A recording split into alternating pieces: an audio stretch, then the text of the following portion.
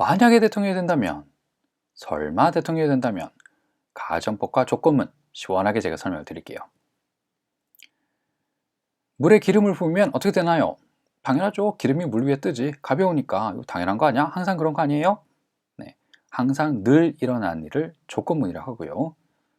지구가 평평하다면 수평선 아래는 절벽입니다. 그러니까 멀리 나가면 안 돼요. 옛날 사람들이 이렇게 믿었다는 거죠. 말이 안 되지만, 그럴 리가 없지만, 그렇다면, 만약에 이러하다면, 이런 뉘앙스로 쓰는 게 가정법입니다.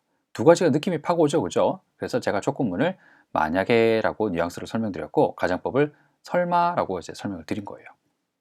자, 조건문입니다. 항상 그렇다는 거예요. If you heat ice, 얼음에 열을 가하면 it melts, 녹습니다. 당연한 거죠, 그죠? If you freeze water, 물을 얼리면 it becomes solid, 딱딱해집니다. 얼음이 된다는 얘기죠. 당연한 거예요, 그죠? 이처럼 항상 늘 그런 일이 벌어집니다. 이런 상황에는 이렇게 쓰는 겁니다, 조건문은. 주로 이런 표현들은 자연 현상이나 과학적인 사실에 쓰는 거죠. 과학이라는 게 그런 거잖아요, 그죠? 같은 조건에서 같은 실험을 하면 항상 같은 결과가 나옵니다. 누가 실험을 하든지 간에 상관없이. 그게 과학적인 사고 방법인 거죠, 그죠? 여기에 해당되는 게 조건문인데, 이런 표현도 있어요. If Jennifer drives downtown, 제니퍼가 다운타운 시내에서 운전하면 she becomes nervous. 시내 운전하면 긴장하게 되죠, 그죠? If you want to know more about the car, 그 차에 대해서 더 많이 알고 싶으면 call me, 전화하세요. If it doesn't rain, 비가 오지 않으면 we'll go camping, 우리는 캠핑 갈 겁니다. If she looked happy, 그녀가 기뻐 보였다면 she passed the test, 시험 통과한 거예요. 항상 시험 통과하면 항상 웃어. 이렇게 자연적인 현상이나 과학적인 사실이 아니더라도 항상 어떤 조건에서는 항상 그렇게 됩니다 라고 하면 그건 조건문이 되는 거예요. 자, 그러면 내가 대통령이 된다면 세금을 낮출 거야. 대통령이 된다면 세금을 낮출 거야. 이거는 조건문인가요? 가정법인가요? 아쉽게도 우리말로는 구분할 수가 없습니다. 우리말에는 그 가정법과 조건문을 구분하는 표현이 없어요. 사람을 봐야 돼. 만약에 대통령 후보가 이런 말을 한다면 그럴 수도 있지. 그러면 조건문이 되는 거고, 초등학생이 이렇게 얘기를 한 거예요. 엄마, 나 대통령 되면 세금 좀 낮춰줄게, 엄마. 그러니까 엄마가 좀 고생 좀 해서 나 좀 공부 좀 시켜줘. 이렇게 한다면 그거는 말이 안 되겠다라고 하는 거니까 그건 가정법이 되겠지만, 영어는 누가 하는 말인지 구분하지 않더라도, 보지 않더라도 이게 가정법인지 조건문인지 구분하는 방법이 있어요. 어떻게 하느냐? If I become president, I will lower the tax.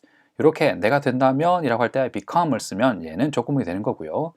If I became president 이렇게 쓰면 된다면이라고 했는데 became을 쓰는 거야. 이렇게 뭔가 이상하게 쓰는 건 뉘앙스를 두겠다는 겁니다. 말이 안 된다는 뉘앙스를 이렇게 담는 거죠. become이라고 해야 되는데 became이라고 쓰고, will 써도 될 것 같은데 굳이 would를 쓰는 이유는 얘가 가정법이다, 설마라는 뉘앙스를 가지고 있는 가정법이라는 걸 표현하는 겁니다. 그런데 얘를 가정법 과거라고 부르는 이유는 become이라고 현재형을 써도 될 것 같은데 굳이 과거를 쓰는 거야. 그래서 과거라고 부르는 거예요. 자, 가정법 과거는 뭐다? 설마, 그럴 리가 없지만 이런 뉘앙스를 가지고 있다는 거, 이거 잘 기억하시고요. 자, 그리고 우리가 평소대로 쓰는 말은 조건문이 되는 겁니다.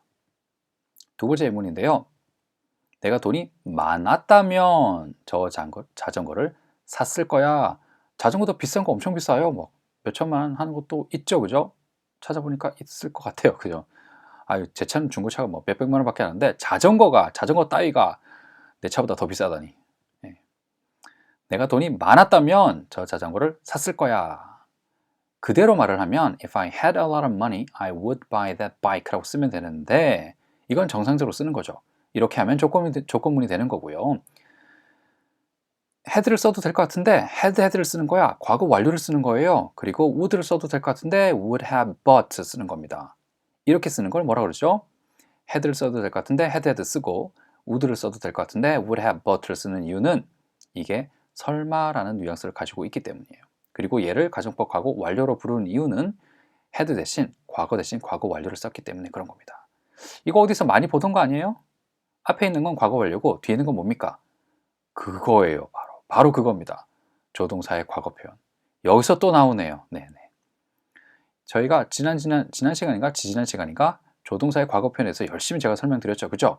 요럴 때 또 써먹는 겁니다.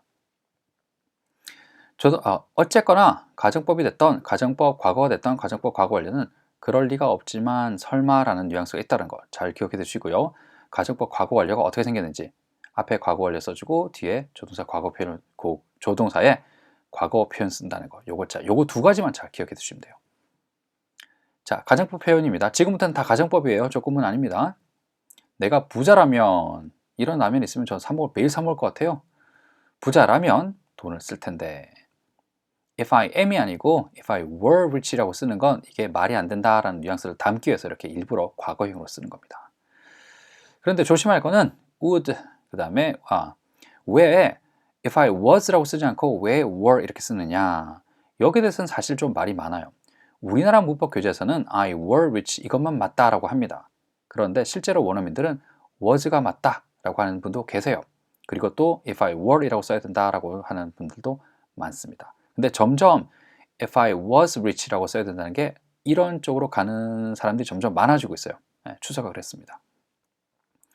그 다음에 쓸 텐데라고 하면 I will 이라고 써도 될 것 같은데 would를 쓴다는 거. 이게 뭐다? 가정법임을 표시를 하는 겁니다. 이렇게 해서. 두 번째 예문은 밥이 내 전화번호를 알고 있다면 안다면 전화할 텐데 안다면 이라고 하면 know라고 해도 될 것 같은데 knew를 쓰는 거예요.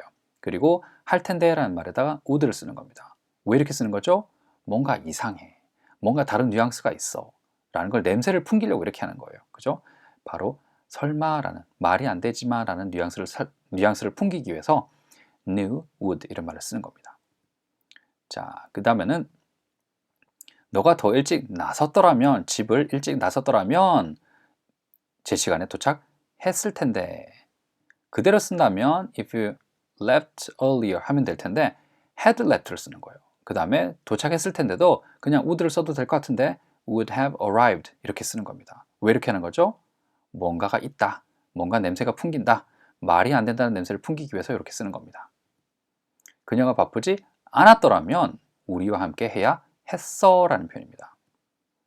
If she hadn't been busy 그 다음에 she should have joined should have는 should have를 줄이면 should have 이렇게 발음이 되거든요. She should have joined us 이렇게 되는 겁니다. 자, 왜 이렇게 쓰느냐고요? 냄새를 풍기는 거죠. 이게 말이 안 되는 거야.